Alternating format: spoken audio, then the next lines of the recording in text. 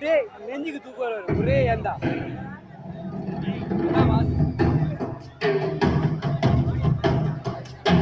சிவா சிவாய போற்றியே நம சிவாய போற்றியே அருக்கும் ஏதனை பொறுத்தருமை அருமை அருமை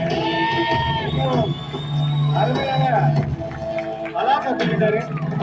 பொருள் நாமத்தை குறித்து பாடினோம் பிறப்பிரிவும் கால்களை சிறப்பு தேடினோம்.